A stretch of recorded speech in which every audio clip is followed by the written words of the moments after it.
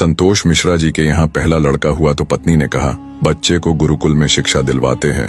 मैं सोच रही हूँ कि गुरुकुल में शिक्षा देकर उसे धर्म ज्ञाता पंडित योगी बनाऊंगी।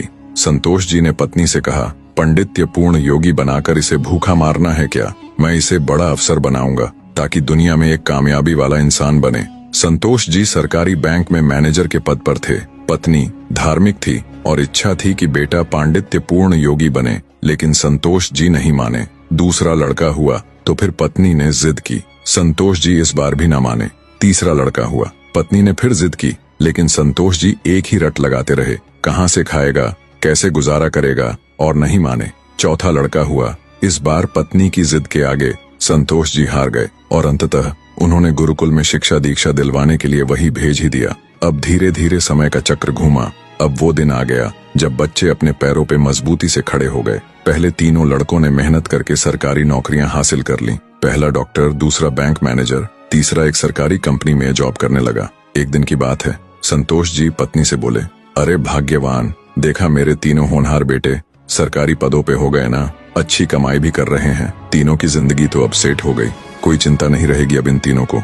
लेकिन अफसोस, मेरा सबसे छोटा बेटा गुरुकुल का आचार्य बनकर घर घर यज्ञ करवा रहा है, प्रवचन कर रहा है। जितना वह 6 महीने में कमाएगा उतना मेरा एक बेटा 1 महीने में कमा लेगा। अरे भाग्यवान, तुमने अपनी मर्जी करवाकर बड़ी गलती की। तुम्हें भी आज इस पर पश्चाताप होता होगा, मुझे मालूम है, लेकिन तुम बोल क्यों नहीं रही हो? पत्नी ने कहा, हमसे कोई एक गलत है और ये आज दूध का दूध पानी का पानी हो जाना चाहिए। चलिए अब हम परीक्षा ले लेते हैं चारों की, कौन गलत है कौन सही पता चल जाएगा। संतोष जी मान गए। दूसरे दिन शाम के वक्त पत्नी ने बाल बिखराकर, अपनी साड़ी का पल्लू फाड़कर और चेहरे पर 1-2 नाखून के निशान मारकर आंगन में बैठ गई और पतिदेव को अंदर कमरे में छिपा दिया। बड़ा बेटा आया, पूछा, मम्मी क्या हुआ?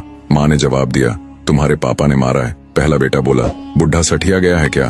कहाँ है, बुलाओ तो जरा। माँ ने कहा, नहीं है, बाहर गए हैं, आए तो मुझे बुला लेना, मैं कमरे में हूँ, मेरा खाना निकाल दो, मुझे भूख लगी है। ये कहकर कमरे में चला गया। दूसरा बेटा आया और पूछा तो माँ ने वही जवाब दिया। दूसरा बेटा बोला, क्या पगला गए हैं इस बुढ़ापे में? उनसे कहना चुपचाप अपनी बची खुची जिंदगी गुजार ले, आए तो मुझे बुला लेना, और मैं खाना खाकर आया हूँ, सोना है मुझे, अगर आए तो मुझे अभी मत जगाना, सुबह खबर लेता हूँ उनकी। ये कहकर वो भी अपने कमरे में चला गया। तीसरा बेटा आया, उसने भी पूछा तो आग बबूला हो गया। इस बुढ़ापे में अपनी औलादों के हाथ से मार खाने वाले काम कर रहे हैं, उन्होंने तो मर्यादा की सारी हदें पार कर दी। यह कहकर वह भी अपने कमरे में चला गया। संतोष जी अंदर बैठे बैठे सारी बातें सुन रहे थे।